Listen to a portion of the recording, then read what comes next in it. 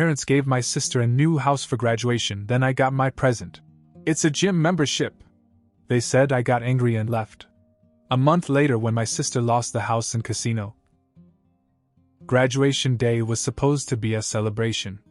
Barbara and I had both graduated from college, and our parents had gathered the family for a big dinner. I expected a speech, maybe some sentimental nonsense about how proud they were. What I didn't expect was for them to turn to Barbara with big smiles and say, "We got you a house." A house.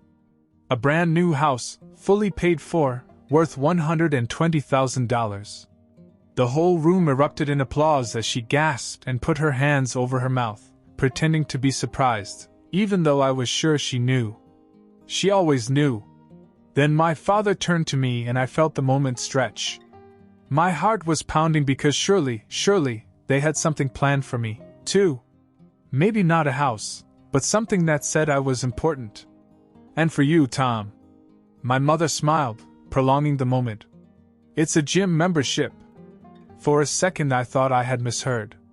But no, they were serious. I looked around the room, waiting for someone to say something, but then Barbara burst out laughing. Then my dad. Then my cousins. Soon most of the table was laughing like it was the funniest joke in the world. I felt something inside me crack. I pushed back my chair, stood up, and said, "Are you kidding me?" That only made them laugh harder.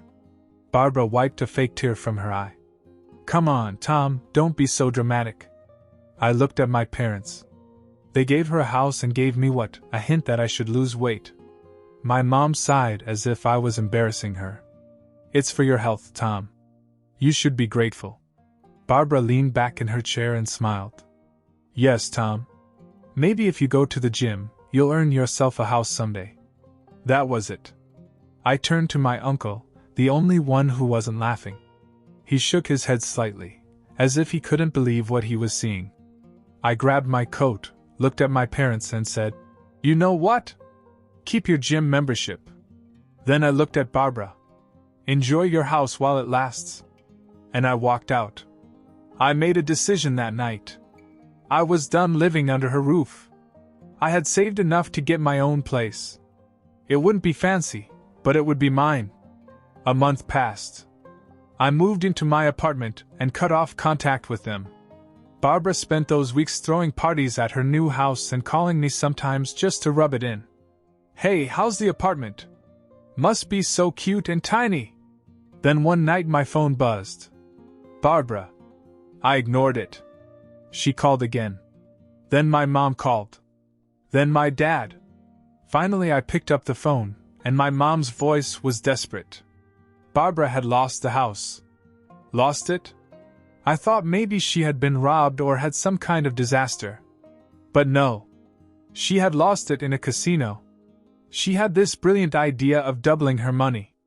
She didn't tell anyone, just went into a high-stakes game and kept betting until she had nothing left. She didn't just lose her life savings. She literally signed over the house as collateral for a massive bet and lost. Just like that, it was gone. I almost laughed. Not out of cruelty, but because it was so absurd. My father said, "We need your help." I knew where this was going. "She's homeless now. We need you to help us pay her rent until we get this straightened out." I hung up. The next day, Barbara showed up at my apartment. She wasn't laughing anymore. She stood in the hallway looking miserable and said she had nowhere else to go. I reminded her that she had a gym membership. She kept coming back. Every day, knocking on my door begging. My parents kept calling, pressuring me, making it seem like it was my responsibility. "You're her brother. Family takes care of family." I asked them where that attitude was when they gave her a house and gave me a glorified voucher. Things escalated. My dad started telling relatives that I was selfish. My mother cried that I was making my own sister suffer. But my uncle, the only sane person in the family, stepped in. He told my parents to back off. He told Barbara to deal with her own mess. He made it clear that if they didn't leave me alone, he would make sure everyone in the extended family knew exactly how they were treating me. My father hated that. He stormed off, but they eventually stopped calling me. Barbara finally found an apartment. Not a house, just a tiny apartment. She had to get a second job to afford it. Last week she called again, acting all nice, asking if we could have lunch. I told her I was busy. I guess she finally realized that if you spend your whole life laughing at someone, they won't feel bad when you lose. A few weeks went by, and I thought things had finally calmed down. No more calls from my parents, no more knocks on my door from Barbara. I was enjoying the peace. Then, one night, I came home from work, and as I walked up to my apartment building, I saw someone sitting on the stoop. It was Barbara. She looked terrible. Her usually perfect hair was a mess, and her expensive clothes were wrinkled as if she had slept in them. She got up when she saw me. "I have nowhere to go," she said. I sighed. "Not my problem." She followed me up the stairs. "Come on, Tom. Just for a few nights." "No." She grabbed my arm.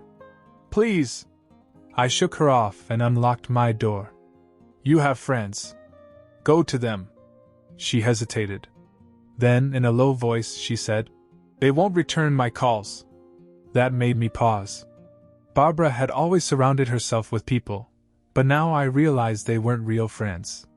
They were there for the parties, the free drinks, the fancy house. Now that she had nothing, they were gone. But that wasn't my problem. I went inside and closed the door. The next morning, she was still there. Sitting in front of my building, wrapped in a thin jacket, looking miserable. I ignored her and went to work. That night she was gone. I thought that was the end of it. But then strange things began to happen.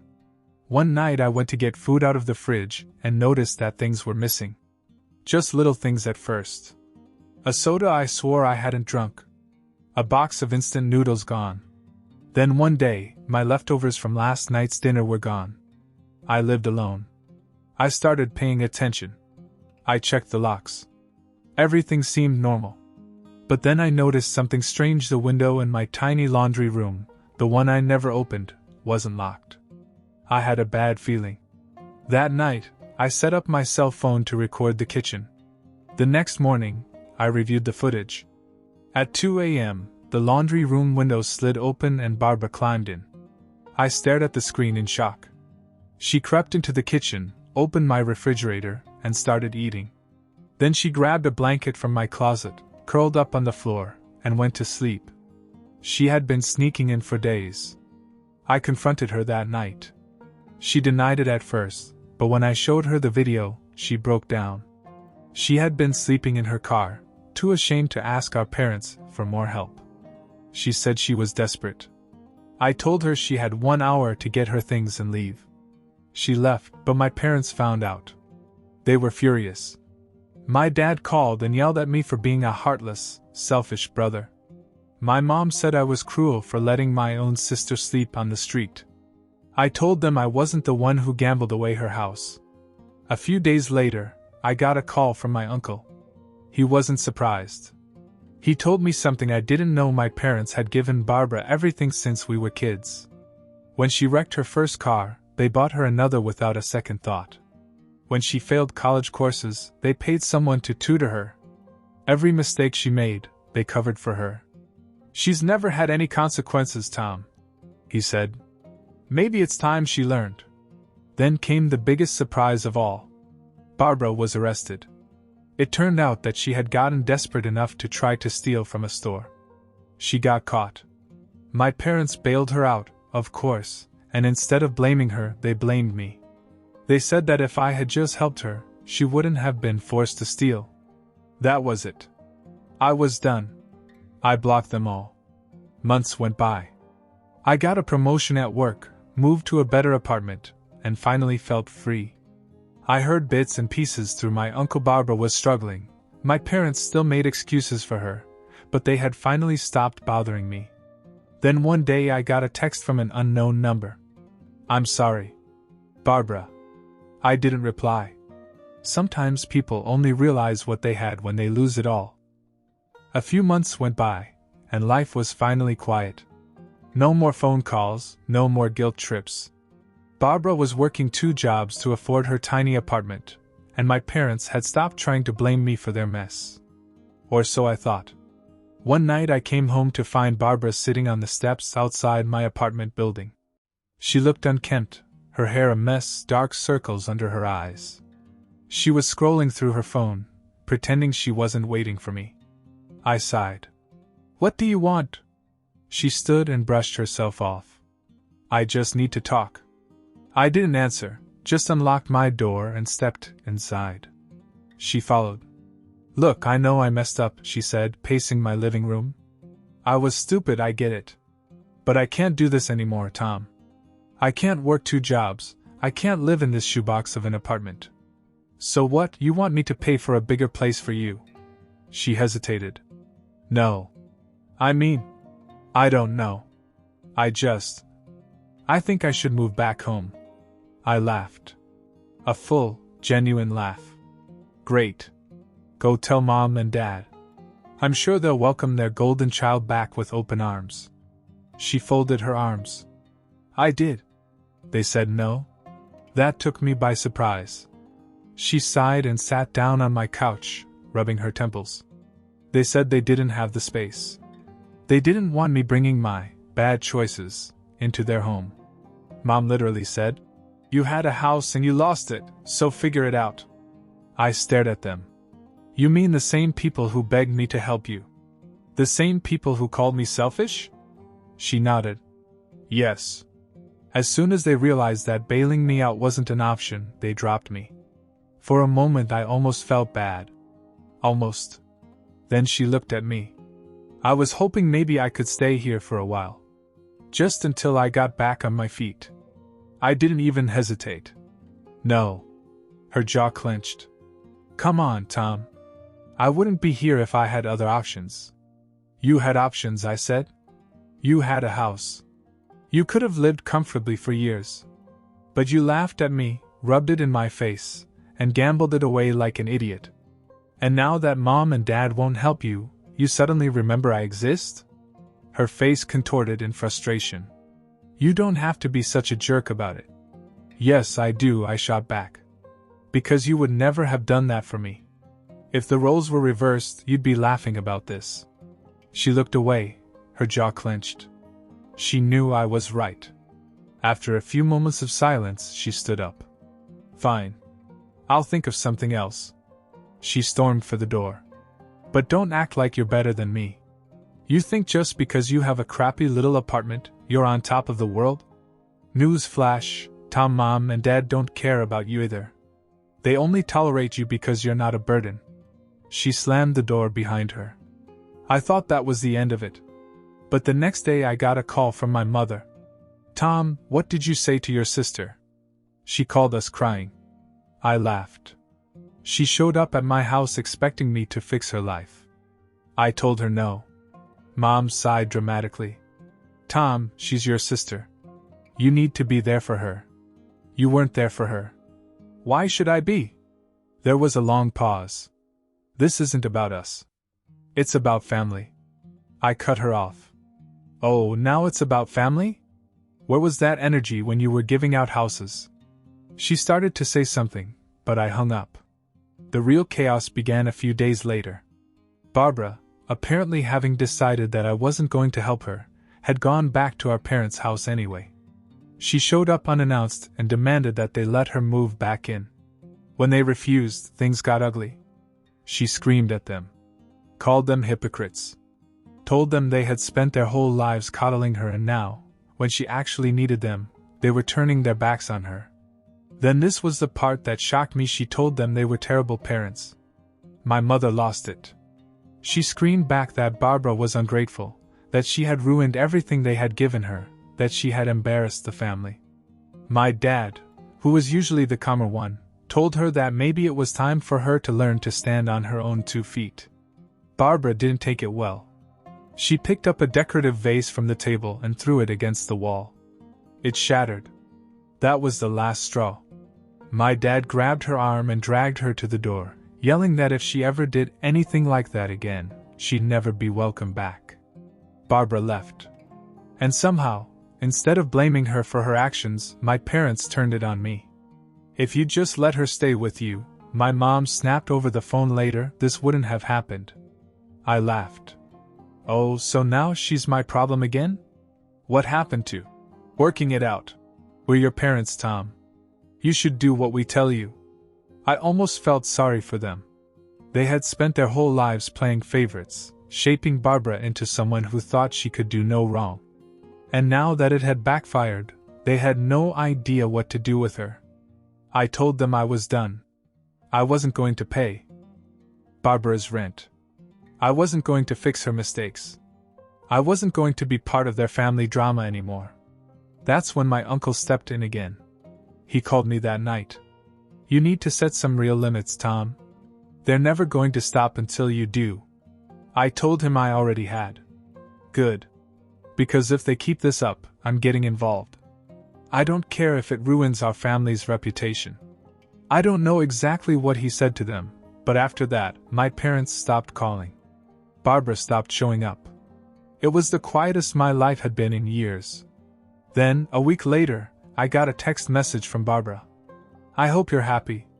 You got what you wanted." I didn't reply. Because, honestly? Yes. I was happy. Things were peaceful for a while. No more phone calls, no more guilt trips, no more Barbara showing up at my door looking for a way out. I thought maybe they had finally learned their lesson. I should have known better. It started with a message from my father. Just a casual "Hey, call me when you get a chance." I ignored it. I knew that nothing good ever came from those messages. A few hours later, my mom called. I let it go to voicemail. Then Barbara called. I was tempted to answer, just to see what ridiculous request she had this time, but I didn't. The next morning I woke up to another message from my father. "We need to talk about something important. Call us." Against my better judgment, I finally called back. My mom picked up right away, her voice all sweet, like she wasn't about to ask for anything. "Tom, it's been so long since we talked. How are you?" I didn't even give her a smile. "What do you want?" She sighed, as if I was being unreasonable. "It's about Barbara." Of course it was. She hesitated before saying, "She's having trouble with the rent. She's really trying, but she can barely make ends meet. We thought." I cut her off.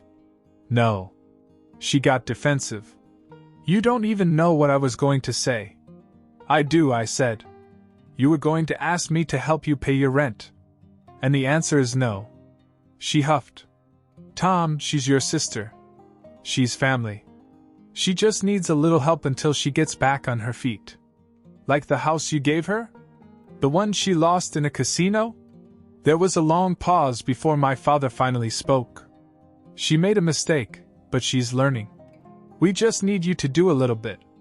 We'll all pitch in." That made me laugh. "Oh, really? How much are you two contributing?" Silence. Then my mom said, "Well, we help in other ways." I knew what that meant. They didn't give her a dime.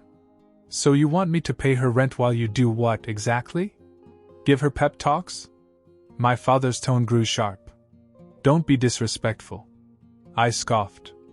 "Oh, but it's not disrespectful to ask me to take care of your favorite child. Where was that generosity when I needed help?" My mother sighed, as if she were the victim here. "Tom, it's not about that. You have a good job, you have stability.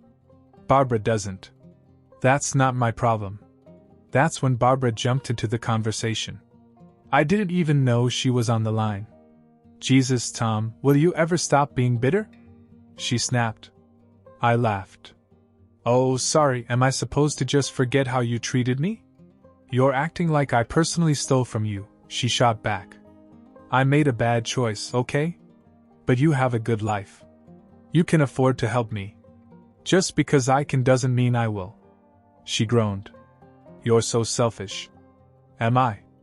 I said. "Where was that energy when you were making fun of my cute little apartment?" Silence. Then she tried another angle. "Fine. Whatever. If you won't help me, at least lend me some money. I'll pay you back." I laughed again. "No, you won't. You don't even pay your own rent." she snapped. You're unbelievable. You're acting like a petty child. You'd rather see me struggle than help your own sister. I didn't even hesitate. Yep. My dad lost it. Tom, enough. We raised you better than this. That pissed me off. No, you didn't. You raised me to be the backup plan. And guess what? I quit. I hung up. Over the next few days, they kept calling. Sometimes it was my mom, sometimes my dad, sometimes Barbara. I ignored each one. Then my uncle called. They say you're refusing to help Barbara. That you're being cruel. I sighed. And what do you think? He chuckled. I think they're panicking because their golden child has finally run out of luck. And I think you're right to tell them no. That was all the confirmation I needed. The next day I got a final text from Barbara. You're going to regret this. I blocked her number. I thought that was the end of it. But a week later, something happened that changed everything. A week after I blocked Barbara, I started getting strange mail. At first, I ignored it, but when I finally opened one of the letters, my stomach dropped. It was from a bank I didn't recognize, about a loan I had never taken out. Someone had taken out a huge loan in my name. I checked the details, and there it was, my parents' home address. I drove straight to their house, not bothering to call ahead. My mom opened the door with a nervous smile. I held up the letter. Explain. She glanced at my dad. Tom, we were going to tell you. When? After I got sent to collections? My dad sighed. It's just a loan, Tom. We needed a little help. With what? Paying for Barbara's mess? Barbara stepped outside, arms crossed. You're overreacting. I almost laughed. You stole my identity, and I'm the one overreacting? My mom grabbed my arm. We raised you. Don't you think you owe us something? That hit me. Owe you? My dad crossed his arms. You're acting selfish. We knew you'd never help willingly. I pulled out my phone. You have 48 hours to fix this, or I called the cops. They panicked. 2 days later, the loan was paid off. I didn't ask how. I locked down my credit, blocked their numbers, and cut them off for good. That was over a year ago.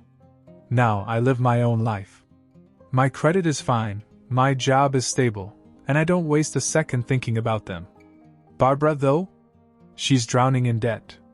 My parents finally realize she's a burden, but instead of taking responsibility, they just complain. And now they call me. Not to ask for money, at least not directly. They want me back. The good son. The stable one. The backup plan. I don't answer. Because I know the truth. They never wanted me. They just wanted what I could give them. And they're never getting anything from me again.